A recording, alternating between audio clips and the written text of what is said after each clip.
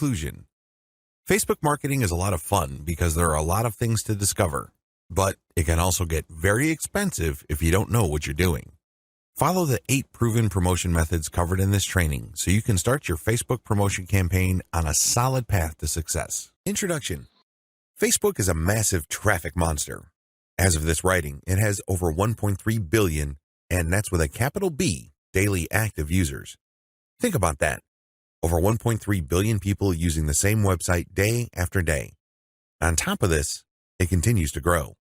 Also, when people are on Facebook, they pretty much stay there, and they view page after page of content.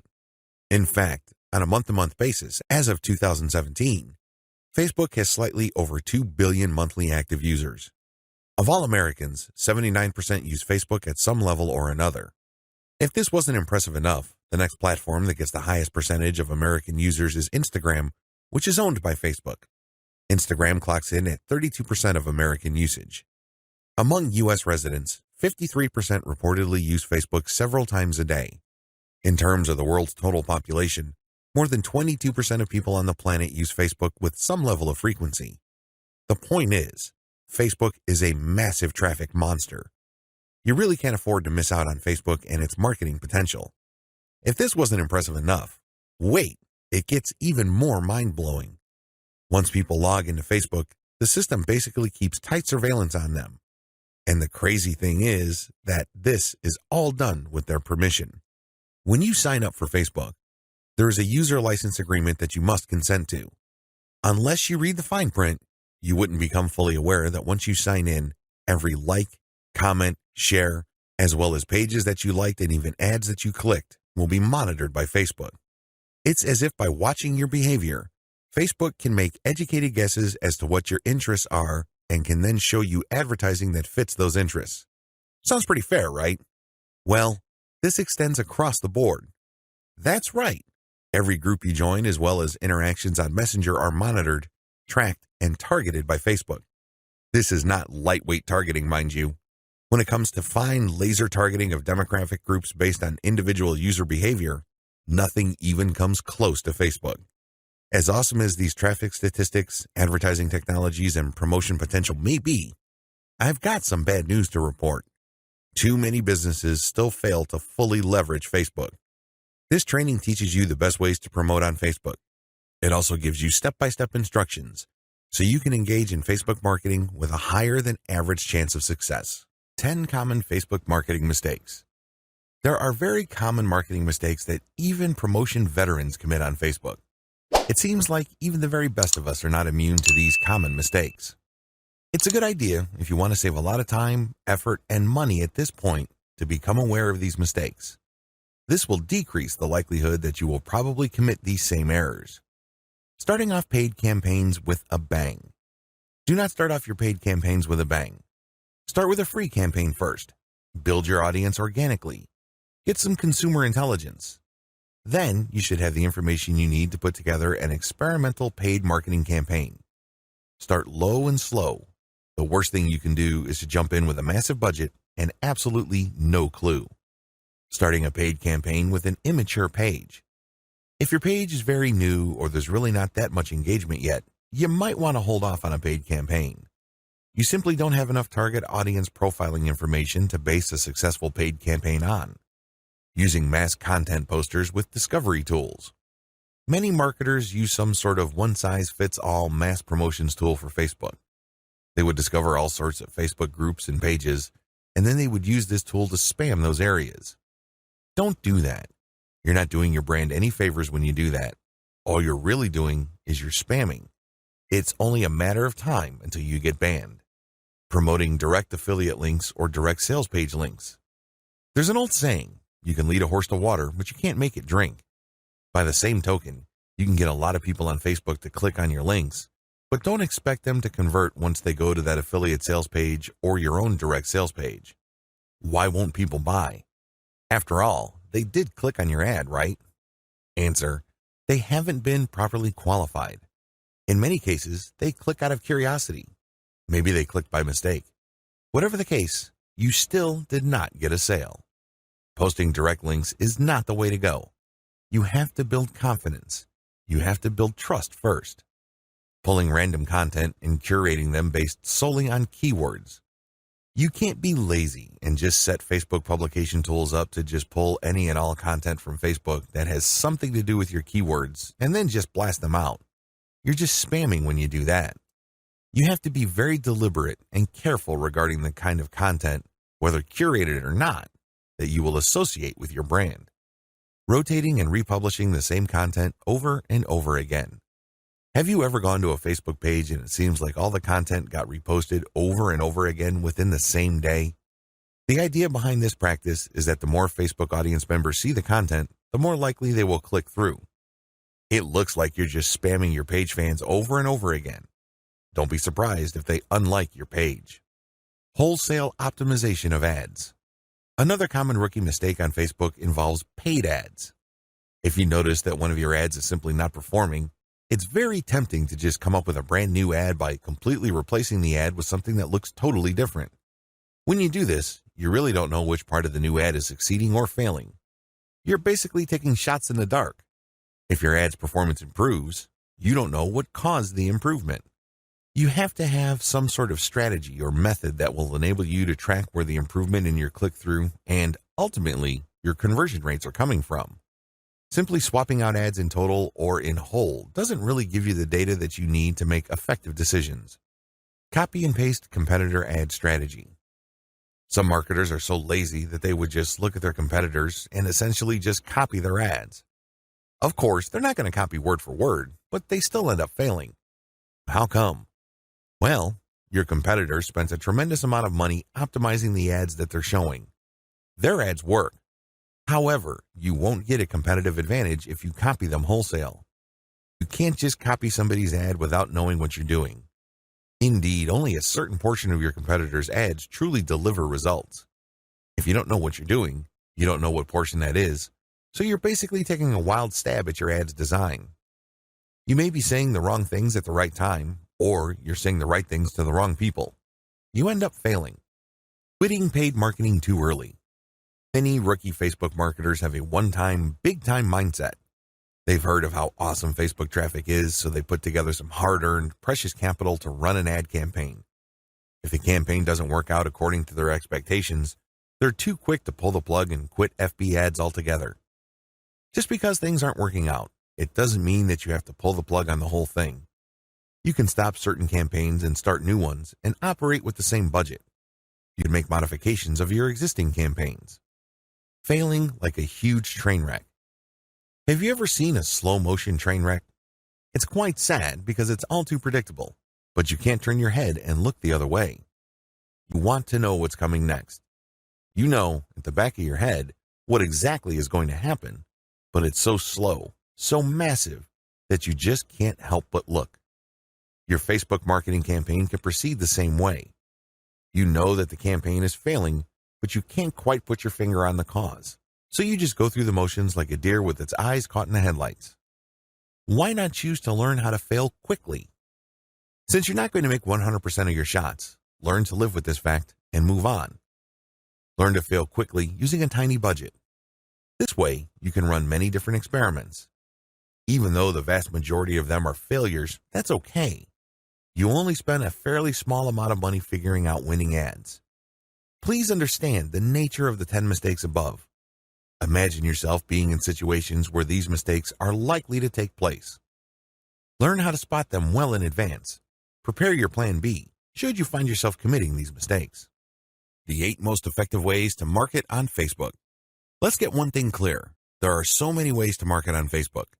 In fact, the only limit to how you can get people to go to your website or learn about your brand or cause is limited by your imagination. As long as you can post a link to an outside site doing something on FB, that activity is a potential traffic generator. Still, regardless of the huge amount of possibilities there are to market on Facebook, 8 stand out in terms of efficiency, effectiveness, and return on investment. This is just a broad overview of what I will describe fully in this training.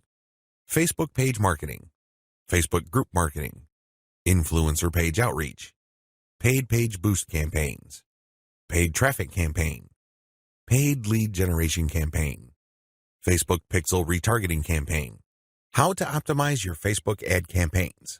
This is a nice mix of both free and paid promotion methods on Facebook. Facebook page marketing. One of the most obvious ways to market on Facebook is to set up a fan page for your business, your brand, or your cause. Facebook actively promotes this feature of its website. What it doesn't tell you is the fact that Facebook has been actively modifying its algorithm to the point that you're going to have very popular content for you to reach most of the people who have expressed interest in whatever it is you're promoting. Put simply, not all the people who liked your page will get to see your updates. In fact, in most cases, only a small fraction of those people will get to see your updates. Sadly, Facebook is actively working to limit the free traffic exposure you would get until you can prove to it that your content is really popular with your page's fans. Here are the steps you should follow to market on Facebook. Step number 1, find your competitors on Facebook. The first thing that you need to do is to avoid reinventing the wheel. You need to avoid trying to figure things out on a completely hit or miss basis. Instead, reverse engineer your competitors. Let them do your homework for you. How? Well, find them on Facebook and learn from what they are doing. Step number 2, get the industry standard look and come up with your own take. Every niche has an industry standard in terms of social media profile, brand appearance, and content strategy. The sooner you understand this, the sooner you will be poised to achieve social media marketing success on Facebook. The longer it takes you to learn this, the longer you will struggle. Understand that your niche audience has become familiar with how certain brands or websites are positioned on social media. If they can't make heads or tails of your social media brand, they probably would not like your page. It may seem weird to them because it seems so far off from the industry standard. Your job at this step is to figure out the industry standard look, content strategy, and other elements, and come up with your own take. Step number 3, reverse engineer your competitors' content strategy and curate. Lots of business owners would post hot content on their social media accounts as well as their blogs. Sadly, 9 times out of 10 that content goes nowhere. People don't click on it, share it, comment, or otherwise engage. What these publishers are doing is basically gambling their content would resonate with their audience. Don't do that. Instead, pay attention to what your competitors are doing and look for patterns. If you notice that your competitors keep sharing content regarding the same type of theme or topic, they may be onto something. They wouldn't waste all this time, effort, and energy talking about the same stuff over and over unless, of course, it connects to their audience at some level or another and produced results. Now, to verify this, look at how many times that piece of content got shared or liked. That should give you some sort of objective proof that this content actually resonates with your target audience members. When you reverse engineer your competitors, you are essentially copying their strategy to reach the same eyeballs that you're trying to reach. This also applies to content curation, where you take content that is published by other people and you promote it on your social media platform. This creates a win-win situation because you're not ripping off this content. You are copying the content's link, including a short commentary, and allowing people to click on the link. This creates a win-win situation. The publishers of this content get traffic. You get to build credibility because you're sharing information that your target audience members would actually be interested in, and this leads to the possibility that they would like your page. Once you have built up enough page likes, you can then start sharing your own content, which leads to direct traffic to your website. Step number 4, pick the best performing or most popular type of content and scale up. Post content for a few weeks. Keep publishing, and then look at the content that gets the most engagement. Which shared materials get the most likes, the most shares, the most comments? At some point, you're going to ignore other types of content and focus on the ones that perform the best. For example, if you have a Facebook page on Chihuahuas and you notice that third-party articles on Chihuahua houses get a lot of shares, likes, and comments, you might want to eliminate most other types of content and focus on Chihuahua houses, because those get the most love from your audience. Step number 5, come up with your own version. Come up with your own version of winning content. For example, you know that Chihuahua houses get a lot of love and are very popular on your page. Come up with your own articles about that topic. These articles, of course, drive traffic directly to your blog or your online store. These have to be at the same level of quality as your third-party content, or better. Pay attention to how your curated popular content talks about the topic and adopt the same style but deliver something better. Maybe you should offer longer information, more up-to-date information, or blog posts that have multimedia elements like videos and graphics. Whatever you need to do, come up with content that basically blows away all the other content that you feature on your page. Step number 6, promotions, photo tagging by your users. This is a free promotion technique. Tell your page fans that you're going to give them some sort of digital freebie. Maybe it's a graphic badge. Maybe you're going to mention their name on a post. Maybe you're going to give them a free ebook or some sort of free software. Whatever the case may be, tell the people who like your page to tag their friends on photos that you're going to post. Now, these photos, of course, must draw attention to your brand, your website, or your Facebook page. You're not just having them tag a photo. This photo has to say something. It should be promotional in nature. The more photo tags you get, the higher the chance that you will get a lot more page likes and also clicks to your website from Facebook. The best news? You don't have to offer money. In fact, studies indicate that money offers aren't all that effective. It's much better to offer some sort of specialty graphic or digital goodie like a free book or booklet, or maybe a discount code. Step number 7, promotions. Comments by your users. Use the same rules as in step 6, but instead of photo tagging, get your page fans to post comments. It would also help tremendously if the comment includes the name of the people on the commenter's friends list. I leave it up to you how to craft this, but obviously, the more tags there are in the comments, and the more engaging the comments, the more popular your posts become. Step number 8, call your users to action. If you have people who have already liked your page, post occasional reminders to them that they should invite their friends. This works because birds of a feather flock together. Seriously, the main reason why you are friends with people in the first place is because they share roughly the same set of interests as you. People who share basically the same pool of interest tend to attract each other. Take advantage of this fact by calling your page fans to action so they can invite their friends. Step number 9, use insights to promote your page. As much as possible, I would go through step 1 to step 8 and master all steps before I go ahead with step 9. With step 9, you're going to be shelling out money to promote your page. After a couple of months, you can use Facebook's very robust audience profiling system called Insights to promote your page.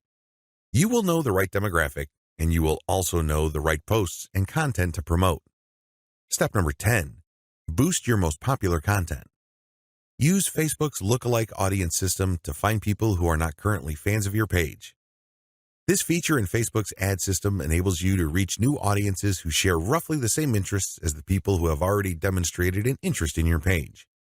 You're basically using Facebook's very powerful interest targeting system in terms of demographics and interests to get new eyeballs to your page. This can lead to more likes, which can lead to more readers of your content. From that point, you can then run targeted ads. Facebook group marketing. One of the most powerful ways to market on Facebook is through its group feature. Considering what's been going on with Facebook's algorithm for its Facebook pages, it's a good idea to have your own Facebook group as a backup. Although Facebook has been cutting back on the organic traffic it sends Facebook pages, it's still worth it to have a page because you get audience insights from it. Another great benefit of having a page is the fact that you can copy and paste content from that page to Facebook groups. When people see your content in a group, they not only see the content, but they can also see a like button. When they click that like button, you get a new Facebook page fan. The key benefit of having a Facebook group lies in visibility. Facebook has made it clear that they are tweaking their Facebook page to reward actual engagement. Apparently, Facebook groups are not as suppressed as Facebook pages. In terms of visibility, you stand to reach more of your group members than with the page. The problem with Facebook groups. While the visibility for a lot of people is quite good for Facebook groups, it depends on activity. If the individual group member is not all that active in your group, maybe the person isn't liking or commenting, they're not going to get as many notifications on their Facebook update section than somebody who is active. This is a big drawback. The vast majority of people who would join your own Facebook group are not going to be active. They're just there to read information. They're just there to sit back and check out what you have to offer. Here's how you promote using your own FB group. Create your own groups after your pages mature. The first thing that you need to know is that you should put up your Facebook group only after your page is matured. You want to know who your audience is on Facebook. You're not going to know that until you have a page up. Pay attention to the audience insights. The data set that you would get from that analytics portion of your Facebook management dashboard will let you know who to target. Once you have enough users, and this depends on your niche, you should then put up your group. Your group must be as identical as possible to your page. If you have a logo, put the same logo there. If you have some sort of motto, put the same motto or slogan there. The key here is to use your Facebook group as an extension of the brand that you're creating with your Facebook fan page. Give your group members a reason for coming back. This, of course, means original content or freshly curated content that you don't show on your Facebook fan page. You have to give people a reason for following you on as many different places on Facebook as possible. This, of course, boils down to premium content. Market to other groups. This is the most important part of Facebook group marketing, because if you were to just build your own group as a supplemental source of traffic for your page, you're probably not going to grow all that much. You have to go to other groups which have already done a good job attracting the eyeballs that you want to attract. There has to be a tight fit between these groups and your niche. Go to those places and become a credible poster. This means that you should refrain from just dumping the same content that you have on your page to these groups. Invest time in them to become a local expert or a credible authority. It doesn't take much. If you're the first person to always comment and your comments are always insightful or bring new information to the table, people sit up and pay attention. People can see that you are an asset to the community, and they are more likely to give you the benefit of the doubt when you share content that obviously comes from your page. Once you have established credibility, share your own page content. As I've mentioned above, these posts not only have content and your brand, but also a like button. This is a great way of getting page fans. Always engage. When people comment on what you post, reply. They might be haters, they might be critics, but it doesn't matter, reply anyway. This conditions the mind of your readers that you are approachable, accessible, and you actually want to help people out. If you just drop a link and take off immediately, you're a spammer. You're not a community member. You're obviously not somebody who's there to add to people's knowledge and bring value to their lives. My most important tip: after sharing high-quality third-party content that you do not share on your page in groups, pay close attention to your page's audience insight. Find your most popular piece of content. Look for third-party content that is similar to that and see if you get a lot of positive engagement when you share that material. If this pans out, then use content from your site that fits the same themes as the tried and proven popular content on the Facebook groups that you're in, and use those to get page likes. Influencer page outreach. Influencer page outreach really boils down to creating allies. In your niche, you are sure to have competitors. However, some of these competitors are open to cooperating with you. Many will not give you the time of day, but there are few who would see the strategic advantage of partnering up instead of competing. There are also other people on Facebook who have pages and who are not competitors with you. They may even have a lot of fans. Here's how you build alliances with influence leaders on FB. Step number 1, find competitors. The first thing that you need to do is look at your notes when you reverse engineered your competitors. These people are in the same niche as you. After all, you study them to get to the industry standard content strategy as well as page layout and design for your own Facebook page. Next, you should look for non-competitors who specialize in your niche. There should be quite a few of these. These are not merchants or ones who provide services. They're not competing for the same dollars as you. Instead, they cater to the same audience as you. Try to find as many of these as possible. Step number 2, pay your dues by engaging. I know at this point it's very tempting to just go to a competitor's page and post a comment on one of their posts. In the comment, you're dropping a link to your page or to your website. You then repeat this many times on all their posts. Well, let me tell you, if you do this, you're going to get banned. Whatever links you put up will get deleted. It's a waste of time. Don't even think about it. The same applies to influential niche observers. These are non-competitors, but you shouldn't spam them either. Instead, you should pay your dues by engaging. How do you do this? First, you need to share high-quality content. It doesn't matter who wrote the content. It doesn't matter where that content goes to or links to. What's important is that it provides maximum value to anybody reading that content. It has to be on point. It has to deal with a specific theme or topic that you know that your target audience members are interested in. Next, you need to engage with people in terms of answering their questions. Try to be a facilitator. Try to be a mediator. Try to be the go-to source of information for your niche. If people are looking for statistics, go on Google and find them the statistics they're looking for. If they're looking for a video, go to YouTube and search for the content that they're looking for.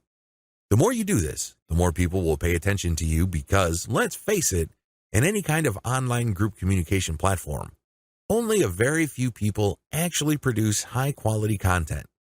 You can count them on one hand most of the time. Everybody else is basically a leech. They take and take information, but they only give from time to time, if at all. Be that expert. Be that go-to resource. Another way you can engage is by asking questions. Now, these questions should not be very basic or dumb questions. Instead, they should be deep, insightful questions. You can also ask questions that try to tie many issues together. Many people are concerned about many different issues. When you ask questions that tie all these together, it can be very useful. You should also give feedback to people's responses. You have to do this in a respectful way. You cannot come off as a hater or somebody who's just plain negative. There is such a thing as constructive feedback. Remember, the name of the game here is to add value to the places that you're on. This means sharing information and enhancing information through proper questions and feedback. Step number 3, become credible, then reach out. At a certain point, people will start asking for you by name. People will try to reach out to you via Messenger. That's when you know that you have become an asset to these groups. That's when you know that you are on people's radars. You're not just this random person showing up every once in a while dropping a link. Instead, you're that person that helps keep these groups together. This is when you reach out. This is when you try to engage with the group admin. Usually, the best way to do this is when they engage with you. Maybe they mention your name, or they send you a message on Messenger. Whatever the case may be, try to wait for them, or reach a high enough level of engagement and acknowledgement from other community members before you reach out. What are you going to be reaching out for? Well, there are many different opportunities on the table. You can ask to swap content with your page. Most page admins don't have a problem with this. You can also ask for a shout-out. Basically, the admin of the page that you're on will tell page fans to check out your page because your page is a friend of the page they run. You can go through some ideas regarding joint events. Now, please keep in mind that this is not like a real event where people have to physically go somewhere, or you have to rent out some hall, rent out security, or get food. No. This is an online event. Maybe a seminar, a live Facebook session conducted from 2 locations, or it can be an interview. Another opportunity on the table is, of course, guest blogging.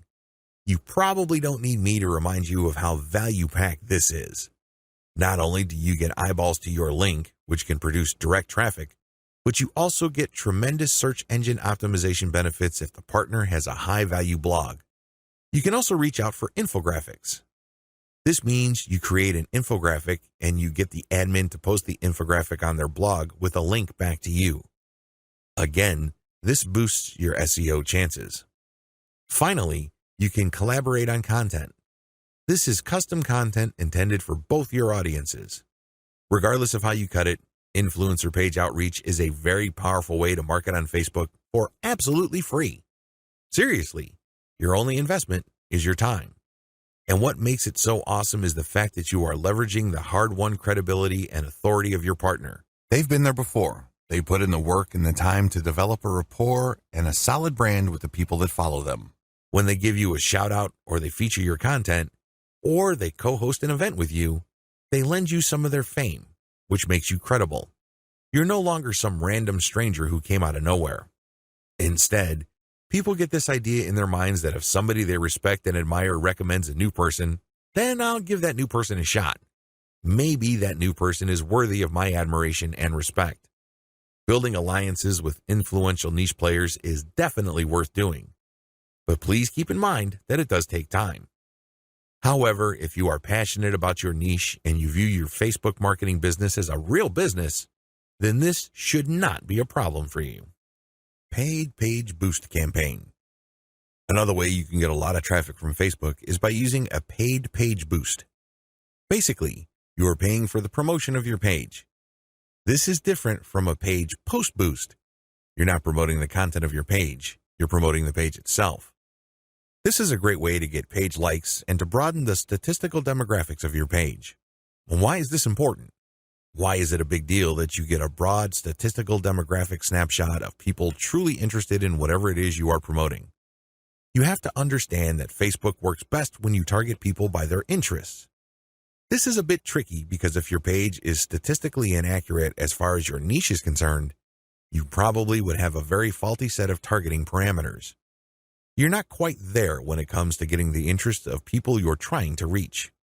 This is why it's crucial that your page gets a truly honest snapshot of the range of interests as well as demographic information of the people who are actually interested in whatever you are promoting. This is hard to achieve if you are just promoting your page organically. Maybe you're not putting in that much time in getting the word out about your page. Perhaps you are just sharing the word on several groups that may not line up, demographically speaking, with your niche. Whatever the case may be, there might be a blind spot there.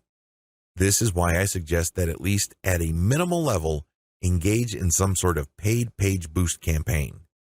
Make sure your page is mature enough before you launch a paid page boost campaign. Make sure that your page has been around for a long enough time for it to build up enough user insight as well as engagement levels for you to accurately target the demographic you should begin with. This is important. If you're able to pull this off, then your demographics will help you run more successful campaigns involving your content or your direct traffic campaigns.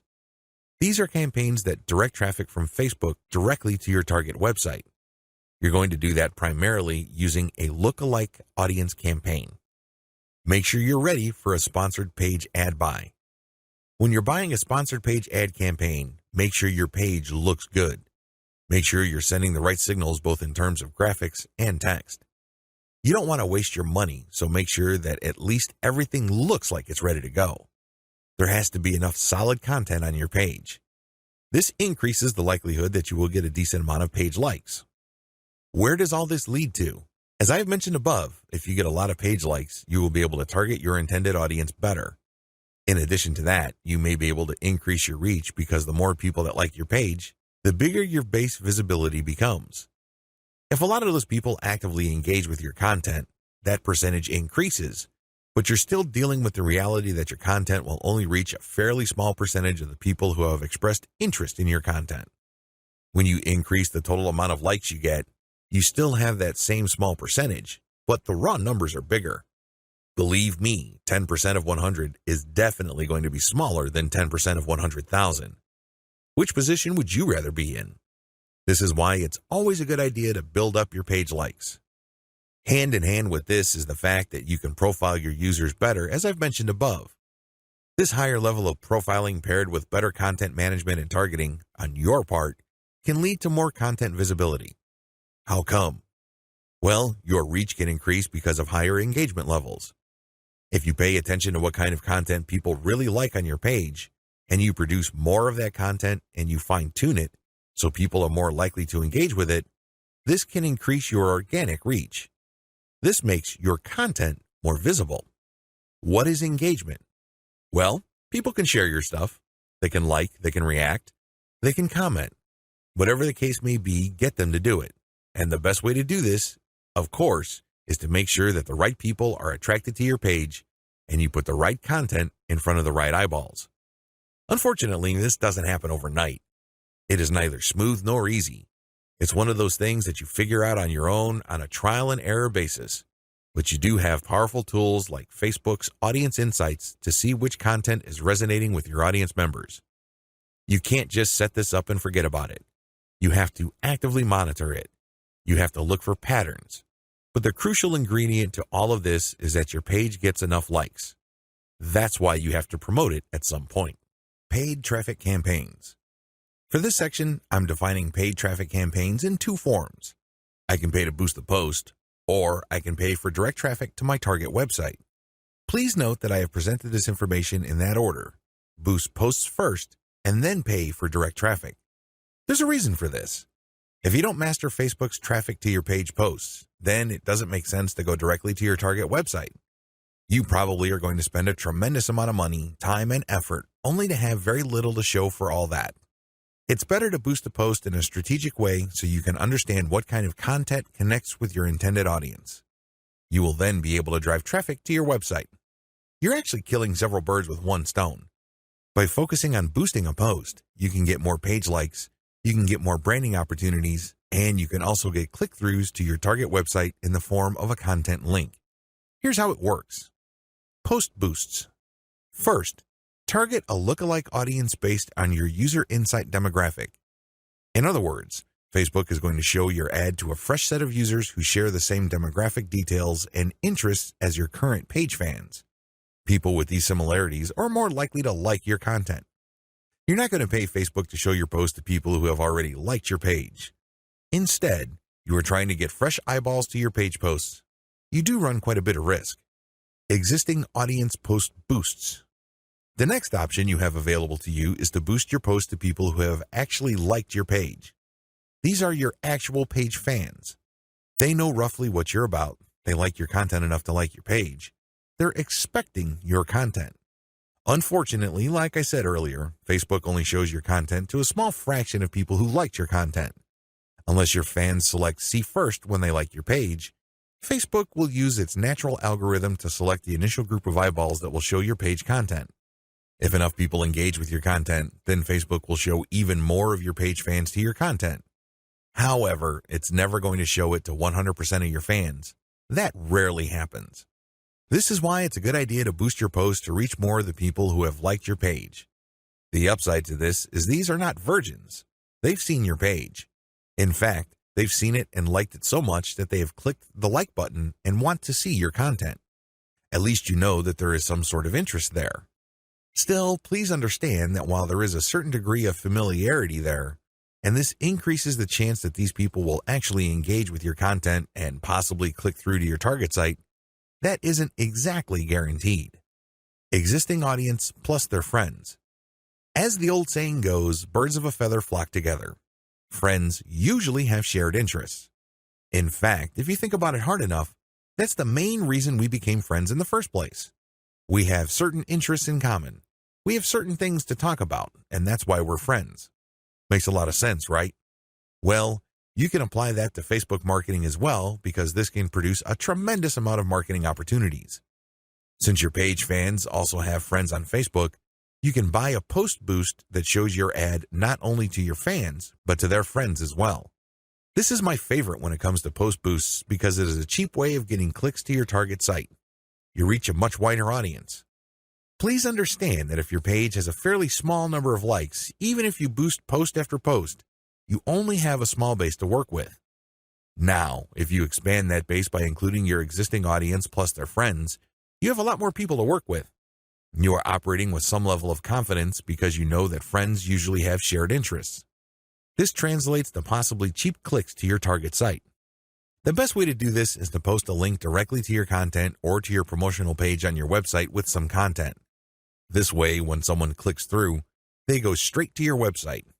They can read your commentary and some preview text, but the text should call them to action.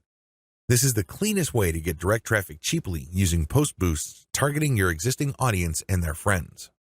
Direct traffic to your target site. The next option is to promote a target URL directly. It doesn't show a post from your page. It just goes directly to your target website paired with a picture. This is the direct traffic option on Facebook. To become successful with this, you have to use the lookalike audience based on your engaged users' insight data. In other words, your Facebook page should be mature enough for you to get solid consumer intelligence that you can then use to target potentially interested audiences on Facebook. That's the best way to do this. There are other ways. You can run raw targeting. Basically, you're not relying on user insight. Instead, you're just looking for an age range and a geographic location. You're also using gender. In certain situations, this may pay off. In fact, you may get better results than lookalike audiences, but generally speaking, you should focus on using the consumer intelligence your Facebook page gathered so you can reach people who are very similar to people you know have demonstrated a solid interest in whatever it is you're promoting. Best practices. Use them to boost your results. First, run small tests. This enables you to fail quickly. People who really know their way around Facebook run campaign after campaign after campaign until they're able to connect the dots and come up with a campaign that actually works. This is why you need to run small, cheap tests so you can easily see which campaigns are working out and which ones have failed. Next, make sure your budget is low. Usually, when I run a $1 campaign, that is good enough for me. $1 a day for 7 days a week, that is good enough for me to see if an ad has potential. So, I would run several ads. We're talking about $70 for 10 ads running at the same time. Third, focus on what works. Let me tell you, when you run many small tests, the winners stand out. Either they get clicks or not. That's the bottom line. However, at this stage, you're not just looking for clicks. You're not just looking for an ad campaign that gets a lot of attention. Instead, you're also going to look for an ad campaign that actually delivers conversions. You're going to have to set up your Facebook pixel to your target website so you can track whether traffic from Facebook went all the way through. I'm not just talking about traffic produced when people click on your link and they go to a content page and they leave. That's worthless. That's not going to help you. That traffic has to go to the content page, go to the sales page, and eventually make it to the shopping cart. That's when you know your campaign actually has traction. Focus on what works. Focus on what gets a high click-through rate paired with a conversion rate. However, to get there, you're going to have to burn through many ads. This is not going to jump out at you. It's not going to be obvious. It's not going to be easy. Once you have identified that ad and you've fine-tuned it, then scale it up. That's how this works. Basically, you focus on what works and then pour real money into it. Paid lead generation campaigns. Did you know that on Facebook you can collect email? That's right, you can collect leads. It's pretty straightforward. You can run ad campaigns with a lead collection button. It can be find out more, sign up, or other language. Regardless, if you're running this type of campaign, it must be highly targeted. It's really important that your targeting is spot on. I put this part of Facebook ad marketing at this point in the list of marketing methods because this takes quite a bit of work. You should be quite familiar with Facebook before you even try this.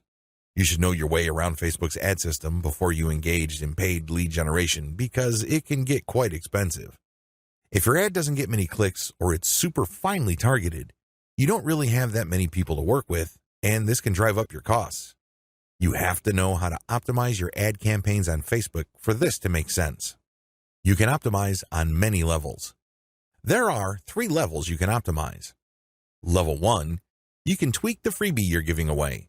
This is the free stuff that you're giving away, so people are motivated to enter their email address into your form.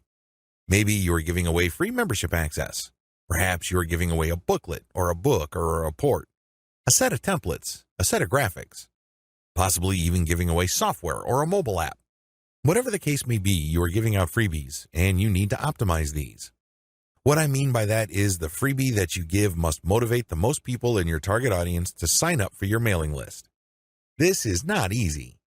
You cannot assume that just because you think that your booklet is awesome or is the next best thing since sliced bread doesn't automatically mean people will agree with you. It doesn't work that way. You may have to switch from one freebie to the other until you get a high enough sign-up rate that would tell you that the freebie that you have selected is the right one. Thankfully, this is fairly easy to do with Facebook. You basically run different ads that offer different premiums. Level 2. Level 2 optimization focuses on optimizing your ad copy. As I've mentioned above, lead generation campaigns on Facebook can and do get very expensive. It seems like you're doing all this for basically a handful of emails. This is why it's really important to make sure that you run a fully optimized campaign to get the most results. How do you do this? Well, you optimize your ad copy on an elemental level. Still, I want you to get a heads up this early on regarding the amount of optimization that you would have to do. It is quite intensive. You can't leave things at a surface level. That's just not going to work. Level 3. Level 3 involves optimizing based on conversions. When people click on your Learn More or Sign Up button, they're shown a form. You're going to have to keep tweaking that form to say what it needs to say to convert as much of your traffic into list members as much as possible. This takes quite a bit of time and attention to detail. Again, you have to run these experiments while minimizing your costs. Once you find out something that works, Optimize it to increase its level of conversion. Once you have picked a winner that cannot be optimized any further in terms of conversion rate improvements, that's when you scale up. That's when you pour in the dollars to reach as many people as possible to boost your mailing list sign-up. Facebook Pixel Retargeting Campaign. Facebook enables you to put their tracking pixel on your website. It will then track where people go on your site. If people end up at your shopping cart, for example, you can then run an ad reminding people about your site or reminding people about the products that they almost bought. They see these ads on Facebook. Whatever the case may be, Facebook Pixel Retargeting gives you another bite at the apple.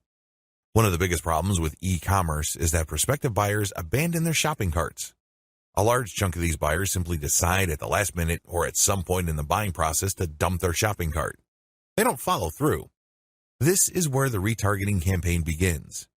It's basically a way of reminding people who have already expressed an interest in whatever it is you're offering to come back. If anything, you recycle traffic that you have gotten from Facebook. Another benefit of this technology is that it pulls traffic from Facebook that you did not get from it originally. For example, if you did an independent marketing campaign completely free of Facebook, but you put a Facebook retargeting pixel on your page, when people from that independent campaign, maybe it's a forum promotion or search engine optimization or another social media platform or whatever source, go back to Facebook to check their accounts, your ad will show up. Sounds awesome, right? These are all possible through a Facebook Pixel retargeting campaign. There are 2 steps to it, and it's pretty straightforward. Install Facebook Pixel on your website. The first thing that you need to do is to install the Facebook tracking pixel on your site. To do this, you just go to Facebook's business section and look for their pixels instructions. It's pretty straightforward. Even if you're using WordPress as your content management system, installing Facebook Pixel is a breeze. Next, you need to make sure that you drive traffic to your site. This means that you have to let traffic flow to your site for quite some time before you launch a retargeting campaign. It's not a good idea to launch a campaign as quickly as possible. You have to have enough targeting pixels installed in people's browsers for this to make sense. Otherwise, there are just not enough people to work with. Now, keep in mind that if you are in a niche that has generally low traffic levels, then you would have to conduct your campaign even though the overall traffic flow to your website is fairly low. Run ads on Facebook for retargeting. The ads that you're going to run for Facebook Pixel retargeting are going to be a bit different from the normal boosted posts or picture links that you run on Facebook. Instead, these are going to try to achieve 2 things. You can remind people about what they did. Maybe they wanted to buy something, but they changed their mind at the last minute. Perhaps they were reading some sort of conversion article and were about to enter their email address, but they didn't. Whatever the case may be, you're reminding them to come back to what they were doing before. The other thing that you can do with your Facebook Pixel retargeting campaign is to pull people deeper into your website. Usually, a website is composed of 2 parts. The first layer is the content layer, meaning you're trying to get people to know about the problem, like your particular solution, and eventually trust the solution enough so they can buy. The other part, of course, is pretty straightforward. It's all about buying. But there's a complication. A lot of people would go through the content layers, but they never make it through to the actual buying part. They never make it to your conversion page. This is where retargeting ads that pull people deeper into your website makes a lot of sense. For whatever reason, somebody reading an article on your site decides to close the window and get out of your site. You can run ads that tell them about content, but another piece of content that is related to what they were reading before. This pushes them further down the conversion funnel. Alternatively, you can run an ad that promotes your conversion page. Basically, what you're saying to the prospect is you've figured out what my website is about, and you have a clear understanding of what I have to offer. Maximizing your results from Facebook Pixel retargeting. I suggest that if you want to maximize the results you get from retargeting, promote your squeeze page. That's right. Promote the page that recruits people to your mailing list. Usually there's some sort of freebie. There's usually some sort of book or booklet that you're giving away so people can enter their email address. Whatever the case may be, push the squeeze page. Don't dump them to your sales page unless, as I have mentioned above, they actually reached your shopping cart or conversion page and changed their minds at the last minute. That's pretty much the only situation where you should retarget showing an ad that goes directly to the conversion page. Other than that, convert them to sign up for your mailing list. It's your mailing list with its many chances at gaining attention, building trust, and gaining credibility, which will actually do the heavy lifting as far as converting that prospect into an actual sale. How to optimize your Facebook ad campaigns. Follow the steps below so you don't overthink things and make bad decisions when optimizing your FB ads. Reverse engineer your competitors and come up with a standard model. If you have a personal account, find your competitors and like their pages. Before you know it, you'll start seeing ads either from your competitors themselves or from businesses that are very similar to your competitors. Pay close attention to these ads. Reverse engineer them to find the standard model for these ads. In other words, go through as many of these ads as possible and get a clear understanding of what kind of pictures, headlines, and text they use. Also, if they are mostly promoting posts, pay attention to that. Whatever the case may be, look at what they're doing and see common patterns. Focus on the most commonly used strategies because this gives you the industry standard model. Don't get sidetracked by ads that seem so different, so new or so innovative, because if they are so different from the industry standard model, they're outliers. There's a high chance that those ads do not convert. Come up with your own version and test with a low budget. Test with a low budget. You don't want to burn through a tremendous amount of cash during the testing process. There will be a time and place for you to get crazy with the budget, but now is not the time. Create variations and test. Now that you have come up with your own version of the standard model, create variations of it and then run low-budget tests. Do not do this randomly. Do not do this based on your feelings or impulses. Instead, you have to follow certain rules on how to create variations. Otherwise, you wouldn't know which part of the ad accounts for its greater success. I've seen this happen many times. In fact, I've committed this mistake before. I would take an ad and test it. I would notice that it's not getting that many clicks, so I change half of the ad. Maybe I change the picture and then the headline, or I would change the heading and the description. Whatever the case may be, I would change half of the ad, and sure enough, it would improve. But when I try to improve things again by changing the other half of the ad, it falls apart. You want to establish a way of effectively tracking which changes accounted for which improvement. By using this method, you can optimize parts that work to reach peak convertibility and then work on the other elements of the ad that could use some improvement. However, you have to do this in a systematic way. I've described this in the section below. Pick the winner and make further variations. Now that you have made variations of the original and you ran a test, there will be at least one winner. It gets the most clicks and conversions. Make variations of it and you run the test again. Keep testing until you find the ad that delivers the best return on investment. The end of this process is pretty straightforward. You keep making variations and you keep testing on the cheap until you find an ad that delivers the best ROI. In other words, it delivers the most conversions while costing very little money. I know it sounds like a fantasy at this point, but it is doable with testing. Scale up. Increase your ad budget to your winning ad to pump a massive amount of traffic to it. You should only do this when you are dead sure that you have a winning ad on your hands. In other words, you have tested it rigorously and have optimized it to the point that it cannot improve its conversion rate any further. That's when it's ready to go big time. Make sure you optimize on an elemental level. The big problem with the ad optimization method I described above is how do you know which part of the ad to change up? How do you know which part of the ad to optimize? Wholesale variations do not work. You can't just take an ad, see that it doesn't work, replace it with a completely different ad, see that it doesn't work, and then repeat that process. Even if you're spending very little money, it still burns a tremendous amount of time, effort, and opportunities. You need to have a better way to turbocharge your results. Vary on an element-by-element basis. I would take an ad, and I would restrict my optimization to a specific element of that ad. Every ad actually has many elements. There's the graphics, the heading, the description, the link. I would start with one element, and I will come up with different versions. The most obvious part is the picture. So I'd play around with the different pictures and see which gets the most clicks. I would then come up with a variation of that picture and see if I can improve my click-through rate. Again, I'm spending very little money here. I just want to see an improvement in click-through rate for that element that I'm varying. Once I have reached a plateau and I can't improve any more on that element, I would then switch to another element. For example, if I'm running a campaign for dog food and I notice that my best performing picture after a series of variations is a picture of a Chihuahua that seems to be smiling, I will keep that picture, but then I will then switch to the next element of the ad which is the headline. I would then keep varying the headline to see if I can improve the conversion rate of that ad. Once I've reached the ceiling or a plateau for improvements in conversions due to headline changes, I then move to the description. Do you see how this works? You know that you have to vary an element if you keep picking the winning variation. You do this with small tests until the whole ad is optimized. After all elements have been optimized, scale up your ad buy.